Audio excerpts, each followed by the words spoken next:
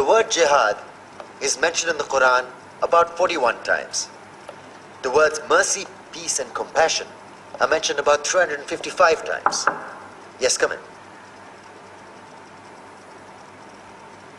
Come on in, Riaz. Sit down, please. Contrary to popular belief in most Western cultures, Islam is a religion that preaches peace and tolerance. Yes, Patricia.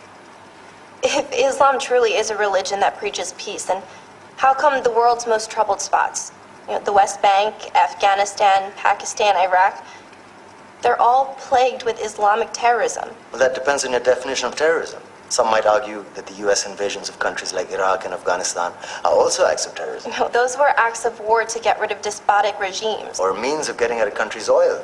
Conspiracy theories. Well, May I? Yes, please. Go ahead, Riaz. Mr. Khan is right.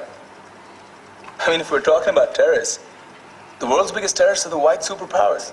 Come on now. No, really, stop and think about it. Explain 9/11.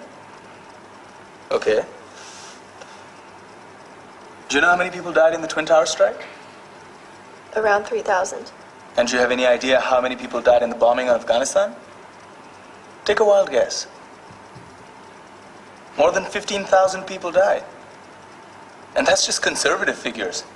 About 50,000 tons of explosives were dropped on innocent civilians. Men, women, children. Yeah, but that was because of the Taliban. Now that you brought it up, did you know that the Taliban was a creation of the CIA to fight the Russians? Whatever. They were still harboring terrorists. Yeah, right. Terrorists that were never found. Just like the weapons of mass destruction that were never found in Iraq. Do you want to get into the death toll in Iraq? 500,000 civilians and counting. And what do Britain and America say when they don't find these weapons? It's simple. They just say sorry.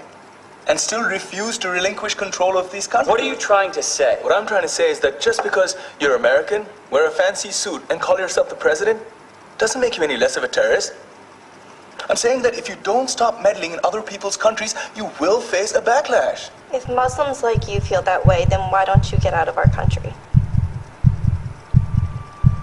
We will. As soon as you promise to leave ours.